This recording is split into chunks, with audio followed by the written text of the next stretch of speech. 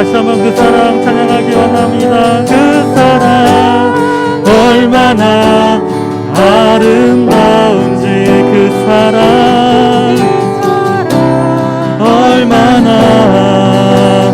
부럽게 하는지, 그 사랑 얼마나 크고 놀라운지를, 그 사랑 얼마나 나를 감격하게 하는지.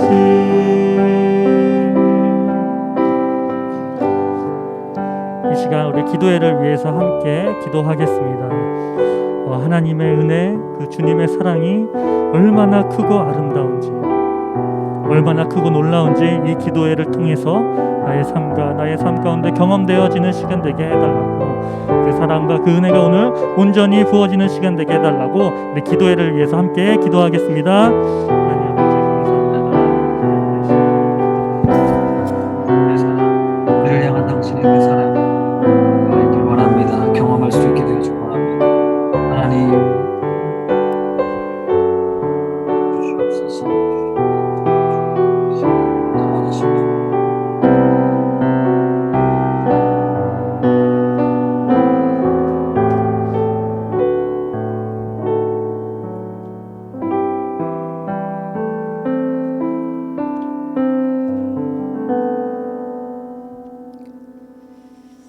좋으신 하나님, 고난주간 셋째 날 자원하는 심령을 주사 하나님 앞에 서게 하신 은혜에 감사드립니다.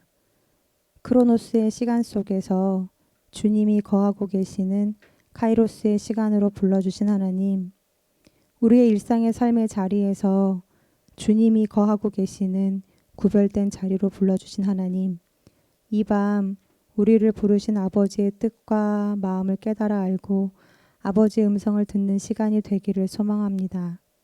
이 밤 말씀하실 하나님, 우리를 찾아오신 하나님을 기대합니다. 예수님의 이름으로 기도드립니다. 아멘. 네, 셋째 날 고난주간 교대에 오신 여러분 환영합니다. 오늘 하나님께서 우리에게 주시는 말씀은 누가복음 13장 6절에서 9절 그리고 18절에서 19절까지의 말씀인데요. 제가 읽어드리겠습니다.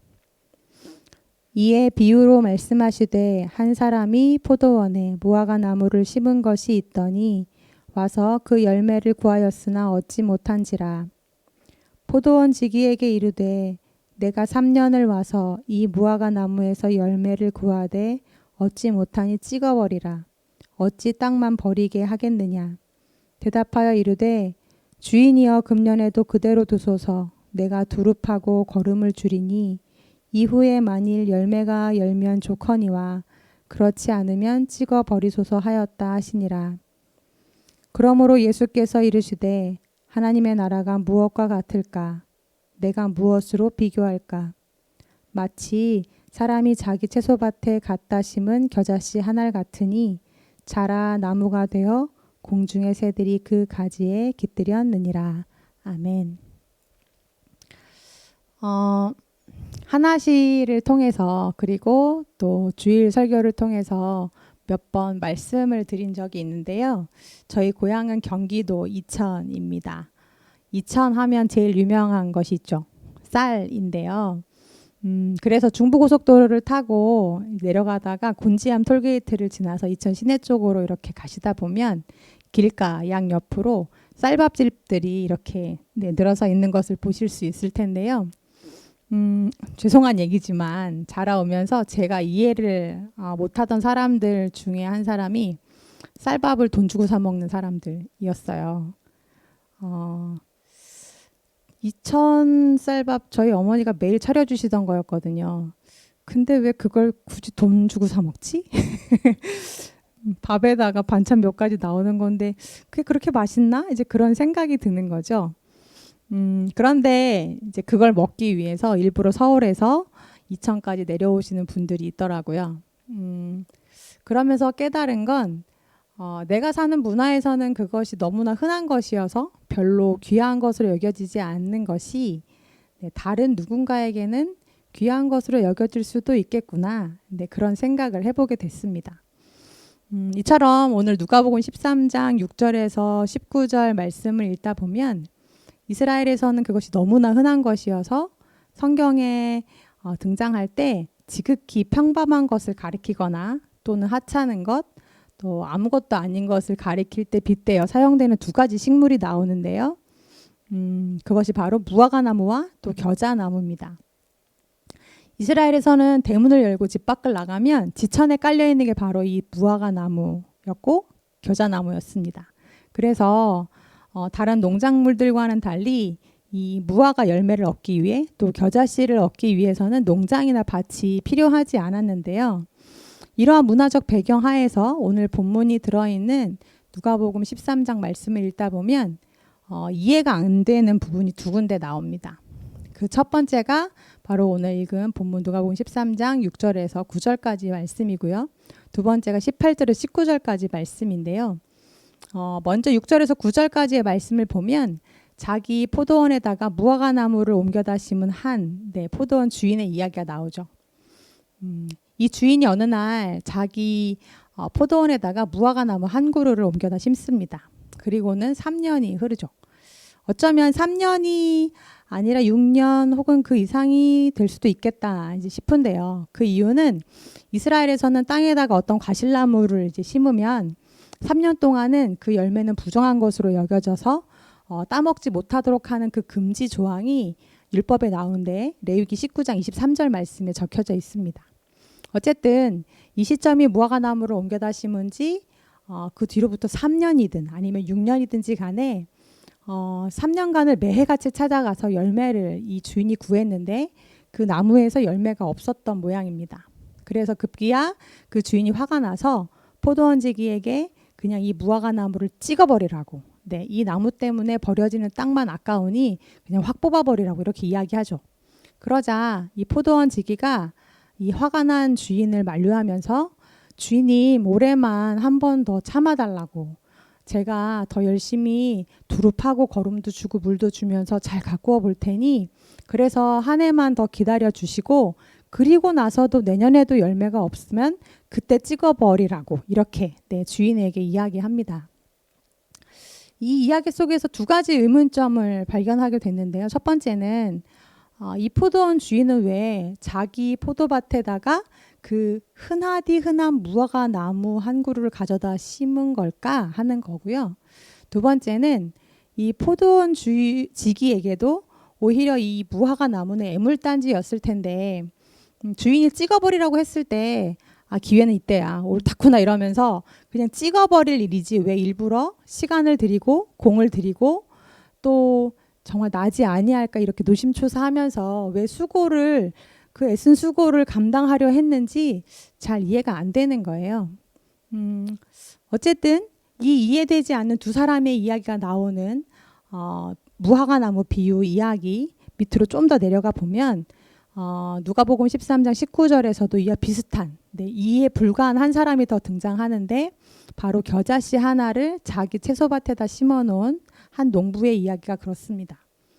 이스라엘에서는 무화과 나무보다 더 흔한 게 바로 겨자나무였습니다. 생김새가 우리나라 유채꽃과 꼭 흡사한데요. 나무라고 부르기보다는 풀에 더 가깝습니다. 그런데 이스라엘에서는 우기인 2월, 3월만 되면 노란 그 유채꽃 같은 겨자꽃이 논둑이고 밭둑이고 산이고 들이고 호수 주변이고 이렇게 노랗게 물을 들이는 걸 볼 수 있는데 즉 지천에 깔려 있던 게 바로 이 겨자나무였다라는 겁니다. 그렇기 때문에 오늘 말씀에 등장하는 이 농부의 행동이 잘 이해가 가지 않는데요. 그 농부는 왜 그 지천에 깔려 있던 겨자 풀에서 그것도 달랑 겨자씨 하나를 가져다가 자기 채소밭 한가운데 심어 놓은 걸까라는 의문이 드는 거죠. 그런데 여기서 채소밭으로 번역된 헬라어 케포스라는 단어는요, 원래 뜻은 채소밭이라기보다 정원, 앞들 이런 번역이 더 자연스럽습니다. 즉 어떤 농작물을 얻기 위해 만들어 놓은 밭이라기보다 나무나 꽃이 피어 있던 집 안의 앞마당, 작은 정원을 가리킬 때 이 케포스라는 단어를 쓰는데요. 오히려 어떤 농작물을 얻기 위해 만들어 놓은 밭을 가리키는 단어는 따로 있었는데 아그로스라는 단어가 있습니다.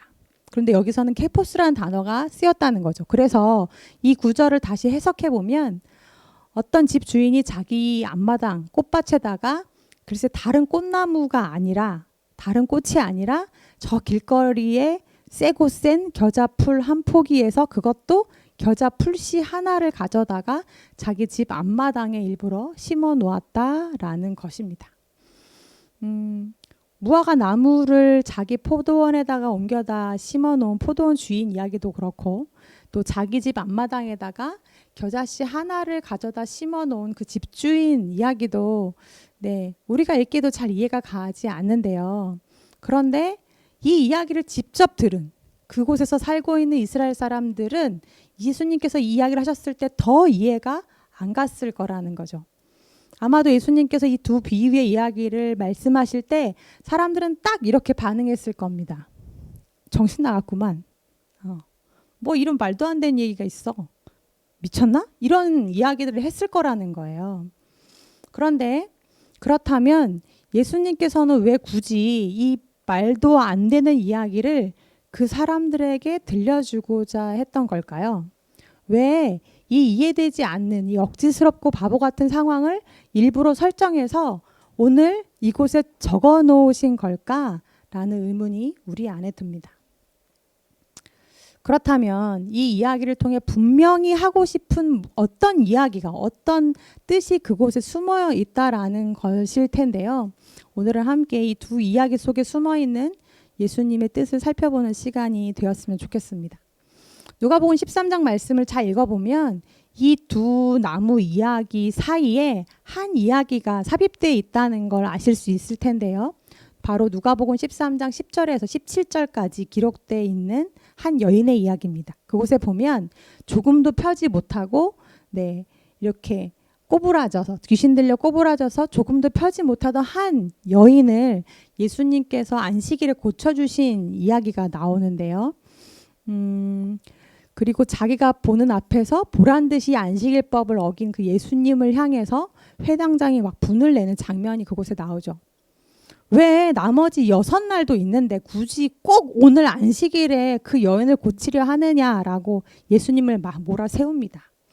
그때 예수님께서 이렇게 말씀하세요. 외양간에서 너희 소나 나귀를 끌어내서 안식일에 그 짐승들에게 물을 마시게 하지 않느냐. 그런데 이 여인은 18년 동안이나 사단의 권세 아래 묶여 있어서 그 자유함 없이 묶여 있던 그 여인을 내가 풀어주었는데 그보다 이게 더 옳은 일 아니냐고 그들을 향해서 반박하시죠. 그런데 16절 말씀을 보면 이때 예수님께서 이 여인을 가리켜서 이렇게 말씀하십니다. 이 여인도 아브라함의 딸이라고요. 그 당시 사람들은 이렇게 귀신에 들리거나 또 나병에 걸리거나 앞을 보지 못하거나 장애를 앓는 사람들은 조상의 잘못이든 아니면 자기 잘못이든 그럴 만한 죄를 지었기 때문에 하나님께 벌을 받아서 그렇게 그러한 현상들과 증상들이 나타난 결과라고 봤는데요. 한마디로 그들은 이 사람들을 바라볼 때 자기들이 키우던 짐승만도 못한 사람, 그럴 만한 가치가 없던 사람들이라고 판단했다라는 거죠. 그런데 예수님이 지금 아니라라고 하신다는 겁니다. 그도 아브라함의 딸이라고 하십니다. 그러면 이 사람도 아브라함의 딸이라고 말씀하셨을 때 그 말씀이 누구에게 가장 크게 들렸겠습니까? 바로 18년 동안 귀신에 들려 있어서 사람처럼 살지도 못하고 사람 대접받지도 못했던 그녀 귀에 그녀의 심장에 가장 크게 와서 닿고 박혔을 겁니다. 남들도 그렇고 자기도 스스로를 아브라함의 자녀라고 한 번도 생각해 본 적이 없습니다.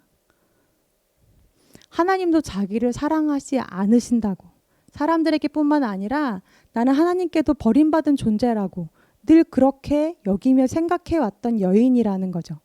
그런데 예수님이 그녀를 가리켜서 너도 아브라함의 딸이라고 그것도 일부러 안식일법을 어겨가면서 네, 그녀를 고쳐주고자 하시는 그 예수님 모습을 보면서 또 자기를 변호해서 회당장에게 맞서는 그 예수님의 모습을 보면서 그녀는 태어나서 처음으로 그런 생각을 해봤을 겁니다. 아, 내가 아브라함의 딸이었구나. 내가 하나님께 버림받은 게 아니었구나. 하나님께서 나를 사랑하시지 않는 게 아니었구나. 바로 이 이야기 속에 무화과 나무와 또 겨자씨, 그 비유를 푸는 열쇠가 들어있는데요. 그 포도원 주인이 그 무화과 나무에게 해주고 싶었던 말이 있었던 거예요. 그 집 주인이 그 겨자풀에게 꼭 해주고 싶었던 말이 있었기 때문이라는 거죠. 그게 뭘까요? 그건 너도 여기 심길 만한 자격이 있어. 너도 사랑받을 만한 존재야. 너도 아브라함의 딸이야. 내가 너도 똑같이 사랑해. 네, 이 이야기를 그 주인이 그 나무에게 그 풀에게 해주고 싶었다라는 거예요. 제가 여기서 사진 한 장을 보여드릴 텐데요. 첫 번째 이제 보여드릴 사진이요. 저희 집 거실 벽면 사진입니다. 말씀을 준비하면서 딱 저희 집 거실 벽면이 생각이 났어요. 지금 화면에 보이고 계시죠? 네. 왼쪽 벽에는 시계가 있고요. 오른쪽에는 저희 집 막내딸 유치원 졸업 사진이 붙어 있습니다. 그런데 그 사이에 어떤 하나가 저 위에 붙어 있는 거 보이시나요? 네. 그 사이에 어울리지 않는 하나의 물건이 걸려 있는데 바로 저희 집 막내 아이가 작년에 유치원에서 만들어 왔던 자기 작품이에요. 저걸 버리려고 하는데 저희 딸이 안 된다는 거예요. 엄마는 왜 맨날 자기가 만들어 놓은 걸 그렇게 버리냐고 그러는 거죠. 내가 소중하게 만든 건데 왜 엄마는 자꾸 버려? 이렇게 얘기하는 거예요. 그래서 제가 저기 잘 보이는 곳에 정중앙에 딱 걸어놨습니다. 제 눈에는요, 맨날 그냥 그걸 보면 버리고 싶어요. 제 눈에는 그냥 버렸으면 좋겠는 그런 물건인데 저희 딸은 자기 정성과 시간과 노력과 애정이 들어간 작품, 자기이기 때문에 그걸 버려지는 게 싫은 거예요. 저기 걸어놓을 만한, 저기 있어도 되는 그런 충분한 가치가 있는 거라고 그 아이는 여기는 거죠. 사랑하는 우리 우신 성도님들, 나도 나를 그렇게 생각할지 몰라도 다른 누구도 나를 그렇게 생각할지 몰라도 우리 하나님은 우리를 그런 존재로 여기신다는 거예요. 그럴 만한 가치가 충분히 있는 나 있는 곳에 나의 뜰에 그 좋은 곳에 두고 싶은 그런 존재가 바로 우리라고 하십니다. 그래서 하나님이 우리에게 나 같은 죄인도 충분히 사랑받을 만한 가치가 있다라는 그런 사실을 깨닫게 해주시고자 그 값을 지불해 주십니다. 내가 얼마나 존귀한 존재인지 깨닫게 해주시고자 그럴 만한 가치를 지불하시는데요. 바로 나 대신 자기 사랑하는 아들 예수님을 십자가에 못 박으신 거예요. 로마서 5장 8절 말씀을 통해 하나님은 우리에게 이렇게 증언하십니다. 우리가 아직 죄인 되었을 때에 그리스도께서 우리를 위하여 죽으심으로 하나님께서 우리에 대한 자기의 사랑을 확증하셨느니라 라고요. 그렇다면 이 대목에서 아직 풀리지 않는 한 가지 의문이 남아있죠. 앞선 무화과나무 비유에서 주인이 열매가 없다고 그 포도원 주인에게 당장에 찍어버리라고 호통을 치잖아요. 사랑과 긍휼이 많으신 하나님이신데 가져다 심으실 땐 언제고 이제 와서 몇 년 좀 지나서 열매 좀 맺지 못했기로써니 그렇게 매정하게 하나님이 내주실 만한 분인가? 그런 이제 의문이 우리 안에 드는 거죠. 그런데 말씀을 계속 묵상하다 보니까 내가 놓치고 있었던 것이 하나 있구나라는 걸 깨달았어요. 그건 진짜 주인의 본심이 아니었다는 겁니다. 어쨌든 저쨌든 남들이 보기에는 정신 나간 짓이고 바보 같은 짓이라 이야기하겠지만 주인은 그래도 그게 거기 있었으면 좋겠는 거예요. 그래서 그 무화과 나무가 저 아무 보살핌도 받지 못하는 울타리 밖이 아니라 내 울타리 안에서 포도나무들과 함께 좋은 것을 함께 누리고 그 주인의 따뜻한 보살핌을 받았으면 좋겠다고 생각하는 거예요. 그런데 못내 미안한 사람이 있어요. 누구냐? 포도원직이에요. 주인은 무화과 나무가 올해도 내년에도 그 다음 해에도 열매를 맺지 못할 걸 압니다. 그 아이는 웬만해서는 열매 맺기 힘들다라는 걸 애초에 알았어요. 그랬다면 그 무화과 나무를 포도원지에게 맡기면서 그 주인의 마음은 어땠겠습니까? 미안한 거예요. 그만큼 수고와 땀과 헌신을 드려야 한다는 걸 알기 때문이죠. 그런데요, 그 포도원지기도 알았습니다. 그 주인의 마음을.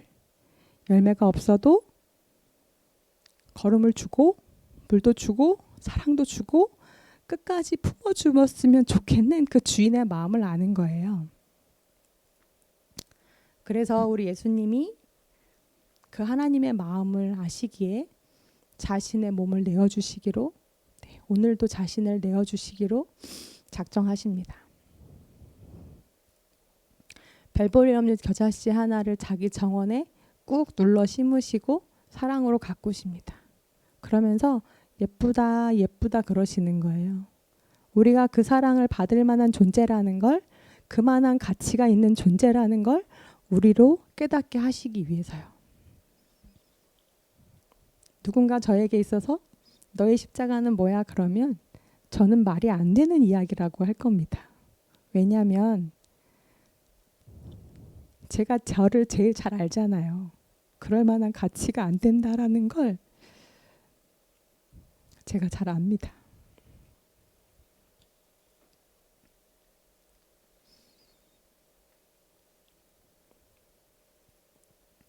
학창 시절에 저희 집 상황도 그렇고 제가 제 스스로에게 가졌던 생각도 그랬고, 한때는 제가 이렇게 좌판 위에서 맨 마지막까지 팔리지 않고 남아있던 생선 같다라는 생각을 했던 적이 있었어요.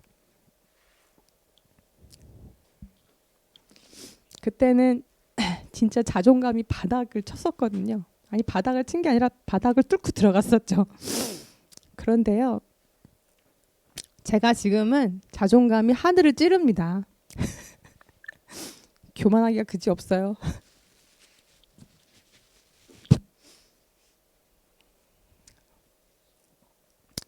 나를 보고 그런 나를 보고 귀하다고 해주시고 진짜 사랑한다고 해주신 분이 계셨기 때문입니다. 말로만 그런 게 아니라 진짜 그분이 나에게 그걸 깨닫게 해주시고자 진짜 자기 하나뿐인 아들, 사랑하는 아들을 버리셨다는 걸 알고 난 이후에 제가 제 가치를 알았습니다. 그 시로 제 삶이 변했어요. 사랑하는 여러분, 그렇다면 오늘 그 포도원에 심긴 무화과 나무로, 주인의 정원에 심겨진 겨자씨 한 알로, 이 말도 안 되는 은혜를 직접 경험한 자로 우리는 오늘을 어떤 삶을 살아가야 될까요?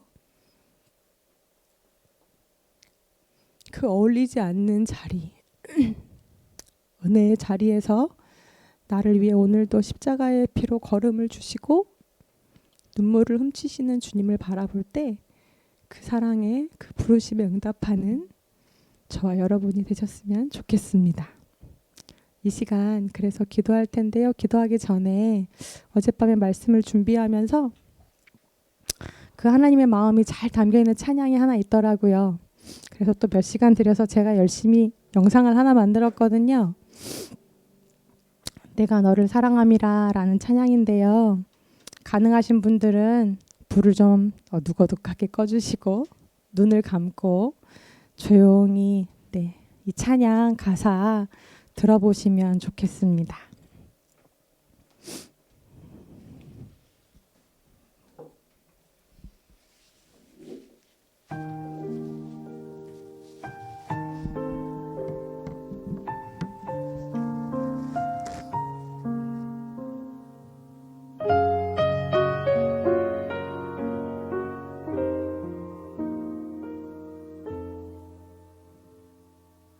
나는 너를 사랑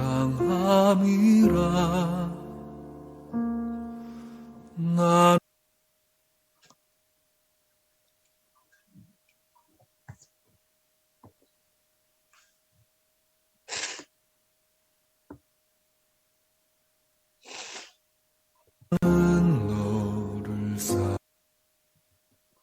너를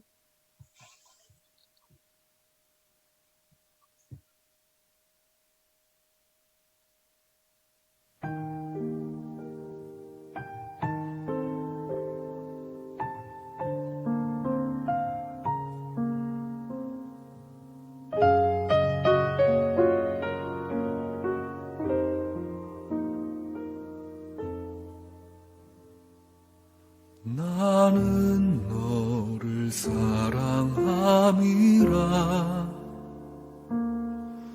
나는 너를 사랑함이라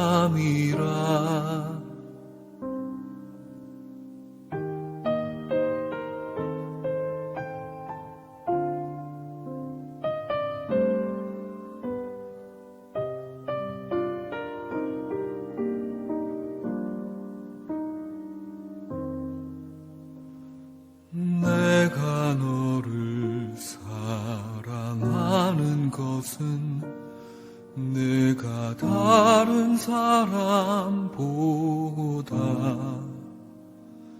나아서가 아니라 내가 너를 사랑하는데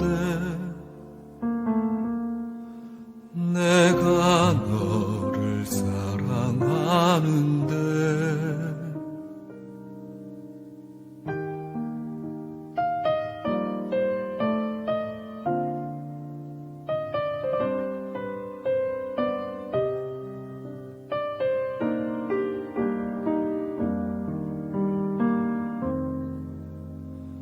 내가 너를 사랑하는 이유는 내가 죄를 짓지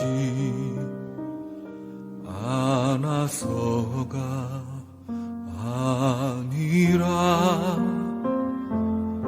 내가 너를 못 잊어하고 사랑하는 까닭은 내가 너를 영원히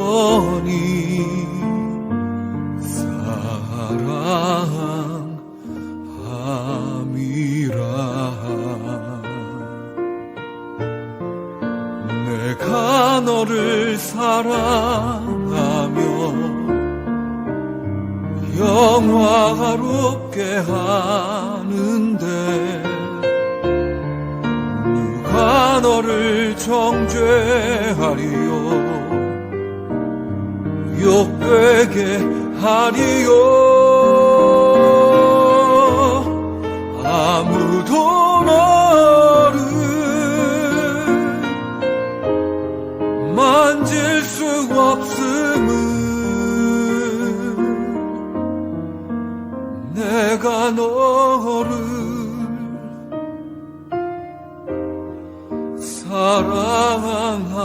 사랑함이라 내가 너를 사랑하며 영화롭게 하는데 누가 너를 정죄하리요 욕되게 하리요 아무도 너를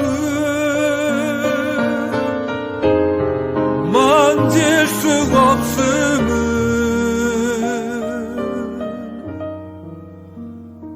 내가 너를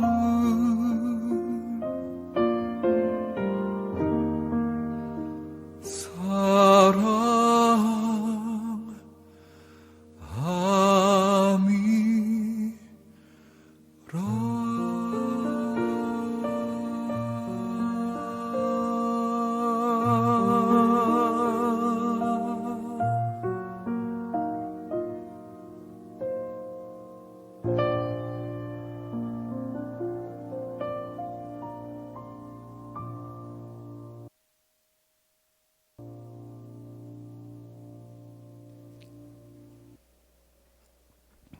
네, 잘 들으셨어요? 이 시간 함께 말씀을 기억하면서 기도했으면 좋겠습니다. 나를 향해서 예쁘다, 귀하다, 사랑한다 하시는 하나님, 그 하나님의 사랑이 머리에서 가슴으로 내려오게 해주시고 말씀 속에만 머물러 있는 것이 아니라 지금 내 귓가에 이 시간에 들려오게 해주십시오. 내가 얼마나 가치 있는 사람인지 그걸 깨닫게 해주시기 위해 주님이 어떤 일을 하셨는지 내 가슴에 새기게 해주시고 주님의 그 모든 사랑이 나를 덮어서 그 사랑이 세상을 이기고 죄를 이기고 나를 이기게 해달라고 이 시간 함께 기도하시겠습니다. 아버지 하나님 감사합니다. 나를 향해 오늘도 예쁘다고 귀하다고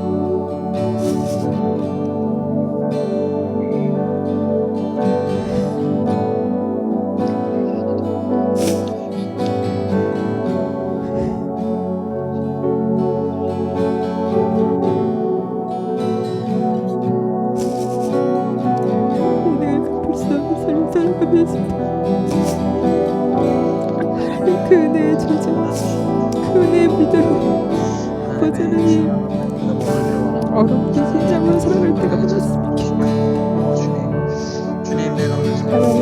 하나님의 사랑이 나를 덮을 때 그 사랑이 얼마나 큰 것인지 내가 알 때 비로소 세상을 이길 수 있고 나를 이길 수 있고 문제를 이길 수 있고 하나님 다스리는 자가 될 텐데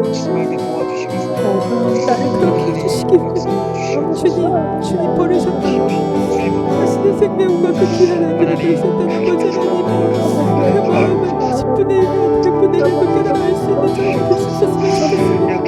그것이 곧 우리에게 능력이 될 수 있도록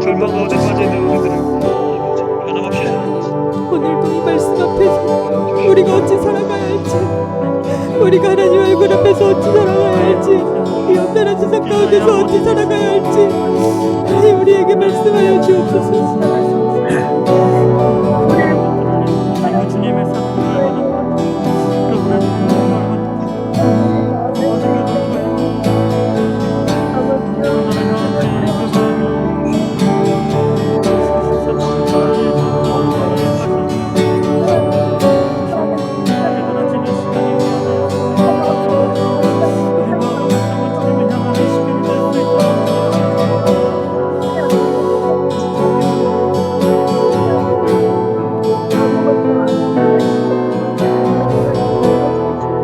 함께 찬양하실까요? 나를 지으신 이가 하나님,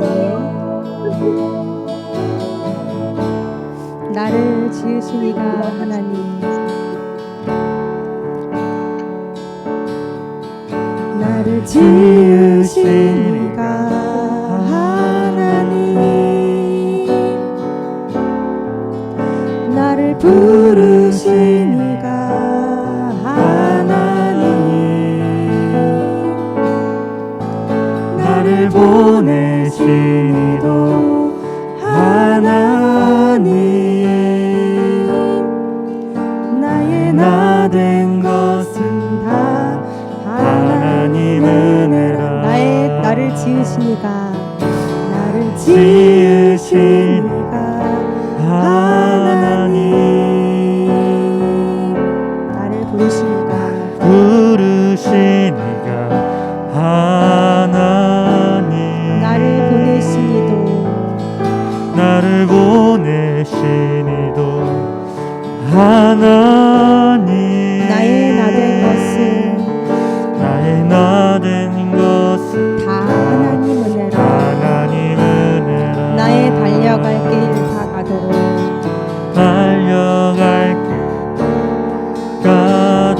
나의 마지막 호흡 다 하도록 나로 그 십자가 품게 하시니 나로 그 십자가 품게 하시니 나의 나 된 것은 다 하나님 은혜라. 하나님 한량없는 은혜라. 은혜.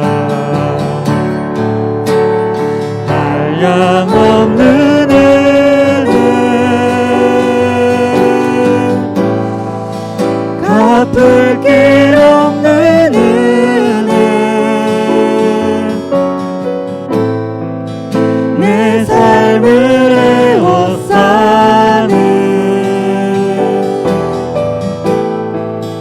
하나님의 은혜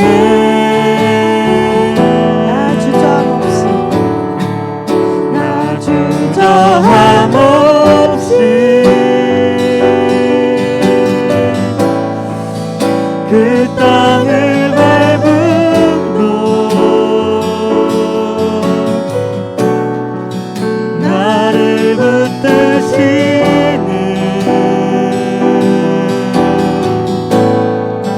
하나님의 한량없는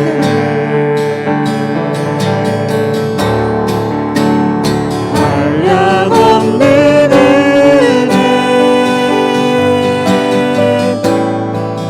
갚을 길 없는 은혜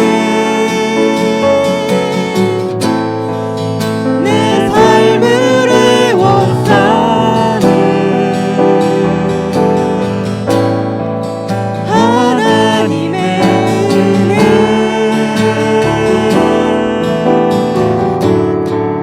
나 주저함 없이 그 땅을 밟음도 나를 붙드시는 하나님의 은혜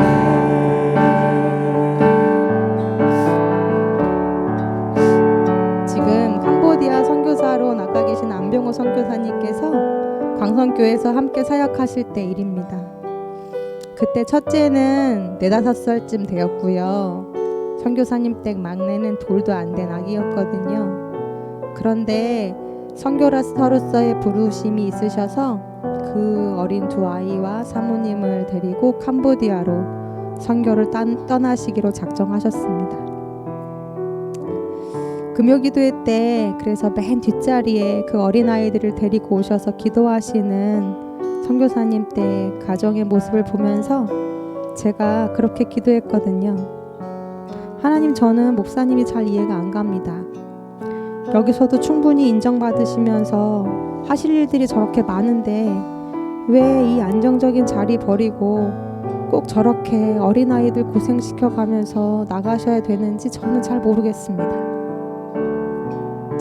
그런데 하나님이 제게 그때 그러셨어요. 안 목사가 나한테 빚 갚으려고 하는 거야.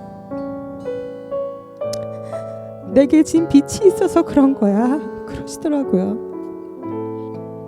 그 말씀을 듣는데 제가 너무 부끄러웠습니다. 저분은 저렇게 하나님께 진 빚 갚으려고 여기 다 버리고 저 멀리 낯선 땅 캄보디아로 떠나는데 나는 뭐하고 있는 거지? 그런 생각이 들었습니다. 그래서 하나님 죄송해요 그랬더니 하나님께서 제게 그러셨습니다. 너도 내게 빚 갚고 있는 거 아니었니? 그러시는 거예요. 저는 제가 하고 있는 일이 사역이라고 생각했지 하나님께 진 빚을 갚는 것이라고 생각하지 않았었거든요. 그런데 하나님이 내게 대하여 빚 갚는 마음으로 사역하라고 그러시더라고요. 그날 이후로 제 마음이 달라졌습니다. 사랑하는 우리 오신 가족들, 이 시간 그렇게 말씀해 오신 하나님의 음성에 귀 기울여 보시면 좋겠습니다. 그리고 이렇게 기도해 보실까요? 하나님, 내가 어디서든 어떤 이름으로 살든 주님께 빚 갚는 심정으로 주님께 빚진 그 큰 빚을 갚아가며 살아가는 삶이 되게 해달라고요. 이 시간 그래서 함께 기도하시겠습니다. 하나님, 내가 아빠라는 이름으로 살아도 엄마라는 이름으로 살아도 어떤 이름으로 살아도 그것이 내게 주신 큰 은혜를 갚는 그 삶의 몸부림이고 하나님께 드리는 응답이 되게 해달라고 이 시간 같이 기도하시겠습니다.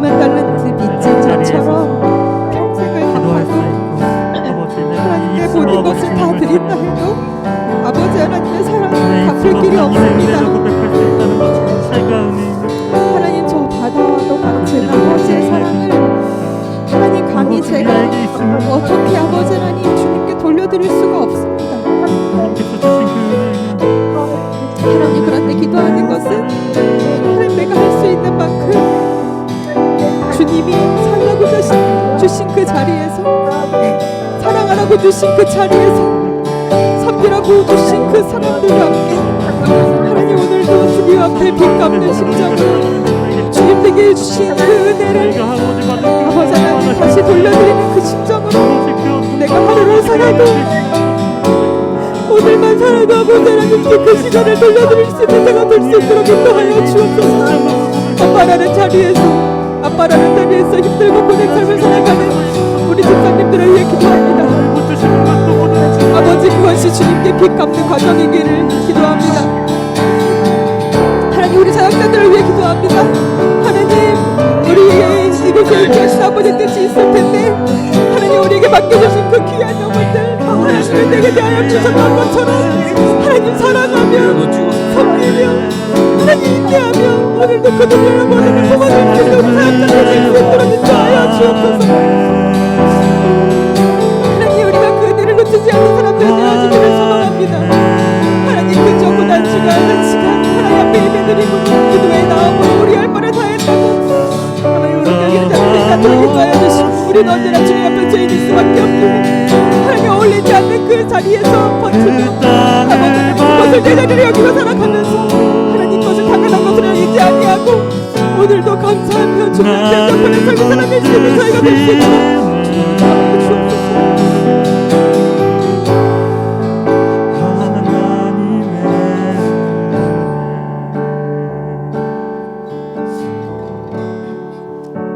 마지막 기도인데요, 오늘은 선교를 위해 중보하는 날입니다. 그래서 우리 교회 협력 선교사님들을 위해서 또 지금 이 시간도 고통 중에 있는 미얀마 땅을 위해 함께 기도했으면 좋겠습니다. 우리는 모르는데 하나님은 아시죠? 그들의 외로운 싸움을 아시지요? 캄보디아의 김현일, 박경석 선교사님, 그리고 태국의 신재희, 신세정 선교사님, 주님 이들의 심령을 지켜주옵소서. 주님의 그 사랑이 그들의 외로움보다 크고 주님의 사랑이 그들의 절망보다 크고 그들이 당하는 고난이 주님의 사랑보다 작게 해주셔서 주님이 붙들어 주시고 부어주신 힘으로 그 힘든 사역 잘 감당하게 해달라고, 그들이 그 땅과 그 땅의 하나님의 사람들을 품겠으니 주님은 그들을 품어달라고 함께 기도해 주시면 좋겠습니다. 그리고 자유를 위한 몸부림과 투쟁으로 고통당하고 있는 미얀마 땅 가운데 주님의 정의가 하루속히 임하게 해달라고, 귀한 생명들을 하나님 오늘도 지켜달라고, 온 세계가 같이 아파하고 같이 싸우고 같이 기도할 수 있게 해달라고, 미얀마 땅에 우리와 같은 자유가 속히 임하는 그 하나님의 은혜를 경험하게 해달라고 이 시간 마지막으로 우리 선교사님들과 미얀마를 위해 함께 기도하겠습니다. 기도하시겠습니다. 아버지 하나님, 기도합니다. 이 시간 하나님의 은혜를 갚고자 내가 받은 그 하나님의 은혜가 너무나 커서, 내게 부어주신 아버지 하나님의 사랑이 너무 커서 변하지 아니하고는, 섬기지 아니하고는 내게 부르신 아버지의 소명이 있어 이 땅으로 보내셨다는 그 아버지 하나님 믿음으로 아버지 과감히 그 땅으로 나아간 아버지 선교사님들이 계십니다. 하나님, 박경수 선교사님, 신재희 선교사님 가정을 주님의 손 위에 올려드립니다. 하나님, 온 땅 가운데 아버지 하나님 오늘도 복음으로 아버지 힘겨운 삶을 살아내고 있는 우리 선교사님들을 위해 기도합니다. 아버지 하나님, 그들이 외롭지 않게, 그들이 지치지 않게 하나님, 우리 믿는 모든 자들에게 아버지의 마음을 부어주셔서 하나님 그들을 위해 기도할 수 있게 하여 주옵소서. 하나님, 때로 앞으로 울어주며 하나님 그들의 영혼을 위해 기도하며 하나님 그들 뒤에서 그들을 지켜줄 수 있는 한 공동체에 있기를 소망합니다. 하나님의 사랑이, 하나님의 은혜가 매일같이 그들에게 부어져서 그들이 당하는 고난과 어려움과 고독과 번화나 여러 가지 환란 가운데에서도 그 하나님의 사랑이 그 삶을 살아갈 수 있는 아버지 힘이 될 수 있도록 인도하여 주시고 은혜가 메말리지 아니하도록 그 죽으심이 아버지 하나님 아버지 틀어지지 아니하도록 주님의 아버지는 새로운 애들로 매일 아침 새롭게 하여 주시고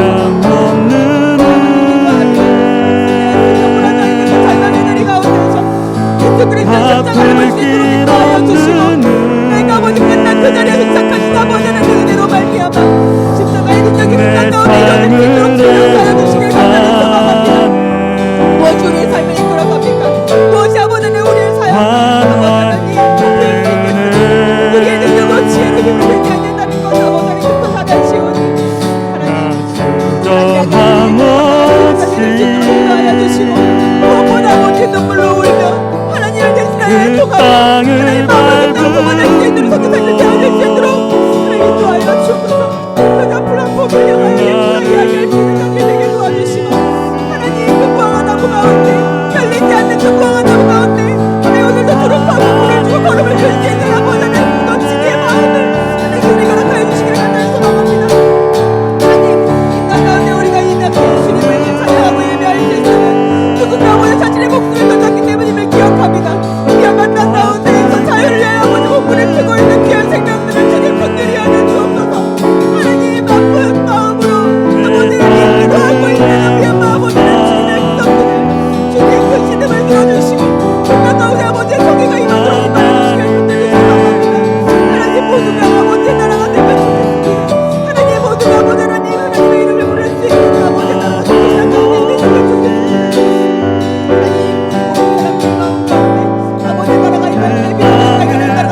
기억합니다. 하나님 기도할 때 우리에게 해야 할 일들이 있음을 기억할 수 있도록 인도하여 주시고 하나님 기도하는 자들이 될 수 있도록 인도하여 주옵소서. 하나님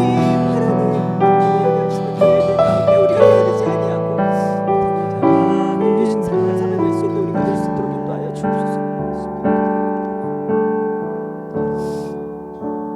하나님 내게 값을 치러 주셨으니 내 생명을 다 드린다 해도 아깝지 않은 넘치는 은혜를 먼저 내게 부어주셨으니 저도 주님께 그 빚을 갚으며 그 은혜를 갚으며 살아가는 인생 되게 하여 주옵소서. 그 빚진 마음으로 오늘과 내일을 살아갈 때 주님 허락하신 이 땅의 삶을 살 때 하나님을 사랑하고 이웃을 사랑하고 세상을 향해 우리가 마땅히 해야 할 일들을 감당하며 사는 책임 있는 인생들 되게 하여 주옵소서. 나를 위해 십자가 지신 예수 그리스도의 이름으로 기도드립니다. 아멘.